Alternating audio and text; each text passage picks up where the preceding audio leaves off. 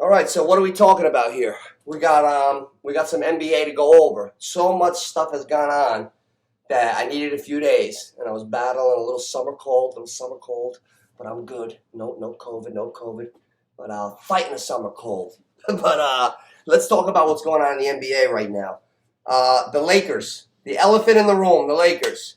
I was talking to my cousins on the way down south, and I realized that the Lakers could bring 8 of their guys to a men's 35 and over, a men's league, and they'd be allowed to play.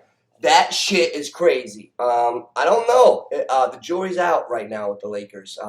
It's a very interesting thing to study because I was around for the '04 team when they already were a three-peat, 3 championships, Shaq and Kobe in their primes, and they added Gary Payton and Malone, and everybody, I remember sports radio was like, are the Lakers ever going to lose a game? Are they going to be 82-0? Like, it was like crazy like that. And they ended up not making it. Karl Malone, his age caught up to him, but he was in his 40s. He wasn't, it's a little bit, every couple of years when you're from 35 up is like dog years. So Malone was like 41 maybe, that's up there. His knee started barking. He didn't make the finals. They went into the finals against Detroit with Peyton, Kobe, Shaq, no Karl Malone, and they didn't make it. And injuries are always a part. I mean, we could go back to 1988 when Pat Riley, Magic Johnson, and those boys, 89, I think it was, 80.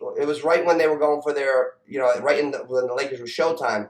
Pat Riley he believed in conditioning so much that they swept their team, and they had to wait to get to the finals. And they practiced so hard that Byron Scott pulled a hamstring and James Worthy got hurt, and the Lakers went undermanned to the finals, and that's how who the hell beat them that year? I think the Bulls beat them. The Bulls got their first ring. The Lakers were undermanned, and good job. My producer just pointed that out over there. Good job, kid. The Bulls actually beat the Lakers, but they were undermanned that year. So now we get back to the Lakers now. You got Russell Westbrook. I'm going to make a prediction. Stay with me. Here's how the season's going to start. Westbrook is going to come in with a fucking M&M jacket, like the M&Ms, the fucking little guys. He's going to have his little tight jeans on. He's going to be in street clothes, right, for the beginning. He's going to get that meniscus snip, that magic meniscus snip that he does. He's going to come in street clothes. He's going to be real sharp. LeBron might even have a glass of wine for him, right? So then February comes around, All-Star break. Russell will be playing a couple weeks into the season, but he's not going to start the season. You remember that. You remember that right now. So Russell's not going to start the season. So then February's going to come. He's going to be in the All-Star break. Then he's going to get out of the All-Star break, and he's going to be shot out of a fucking cannon, just like he was this year. Ridiculous. Shot out of a cannon. And Russell Westbrook is going to be on that EPO, and he's never going to get tired. And that is the key where I think the Lakers might be okay. Russell Westbrook, 33. He's the baby. This is the baby of the bunch. Dwight Howard. Think about something. 2012, Kobe got him, right? Stunk. Had back issues. Going down, right? He once was the best center in the league at one point. He did get to the finals and got beat by Kobe. Kobe picks up Dwight Howard. Guy gets a back surgery. Gets another back surgery. So, everything's declining, right? All of a sudden, Dwight Howard's back. It's a miracle. 5 back surgeries, age going the wrong way. He's on the wrong side of 35. He's shredded. He's blocking shots. It's called EPO, guys. Look it up. EPO. It started with Victor Conti in Balco with Barry Bonds and Alex Rodriguez. EPO was part of the cream. They had whatever Conti concocted for those athletes when they were on the juice. Barry, especially Bonds and A-Rod. It was called the clear. So what happens with the clear? It had a few different ingredients in it, but one of them was EPO. EPO takes all your red blood cells, and while you're working, while you're running, you deplete. You need oxygen and red blood cells to keep going, and that's when you fatigue. So when you take EPO, it gives you unlimited red blood cells and oxygen. You can do the same exact thing, not change anything in your routine. Go run 2 miles. Get your time. These guys, you take the EPO, 2 weeks later, don't change one thing in your routine.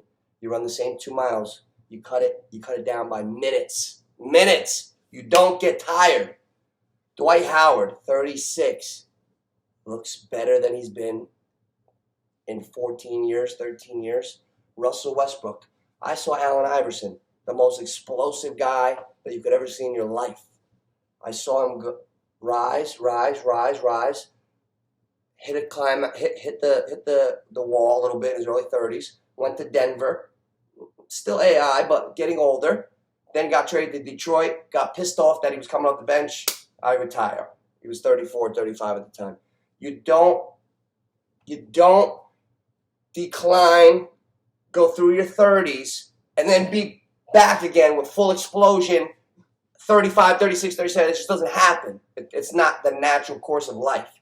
I'm seeing athletes decline, hit mid-30s, come back shredded, quick, explosive. So we know what's going on.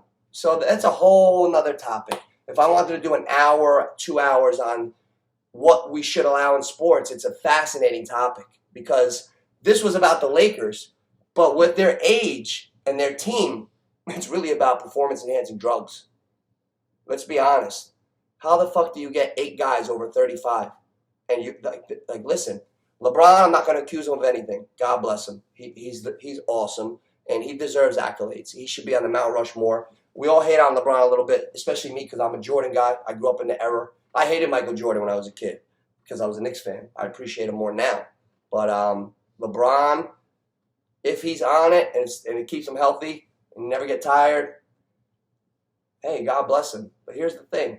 You got all these old guys. Can they last the season? You got Carmelo Anthony, 36, 37. LeBron James, 36, going to be 37. Marc Gasol, Fatso. He didn't even play last year. Pork and beans, Marc Gasol. What are they going to put him on? They better put him on a diet or something. They got him in the roster. You got, who else do you got over 35? Dwight Howard. Oh, AD's the young guy, but he's a China doll. Oh, I just blew AD away. He's hurt. You can blow on him, and he gets hurt. AD, I don't trust him. Hey, AD, you're out for 2 weeks. So anyway, that's how I feel about Anthony Davis. Trade him. So you got AD, LeBron, Marc Gasol, Dwight Howard, Westbrook. You got a couple young guys. Kendrick Nunn from Miami. Great pickup. Good job, LeBron. You know what? Good fucking job. Malik Monk. I was grabbing him on fantasy last year a little bit on alternate nights. Guy would drop 36, 34. I've seen him bang 10, 12 threes. Malik Monk, I thought he was going to be a bust, but he showed me a lot last year. The fact that the Lakers picked up Malik Monk is going to be a secret good pickup because I think that young guy LeBron likes when he saw him in high school. I'm trying to think of his name. Horton Tucker. That's it. Good job, Johnny boy. My producer's on point today. He's my backup producer because T. Rich is not with us today. But Horton Tucker, LeBron loves him. So the Lakers, it's a case study. It's a case study. I want to see how much leaner and faster they get as the season goes on because I really believe that the whole league is cheating. You got John Collins, 21 years old for the Atlanta Hawks. He got popped. He's 21. P.E.Ds. DeAndre Ayton, nice young center for Phoenix, got popped as a rookie. Von Miller in football got popped as a rookie. The NBA, in the history of the NBA, they came out in 1946. Eight players total have gotten suspended for performance-enhancing drugs. They don't even want to know. And you know what? I'm thinking about it. I'm having a real honest thought.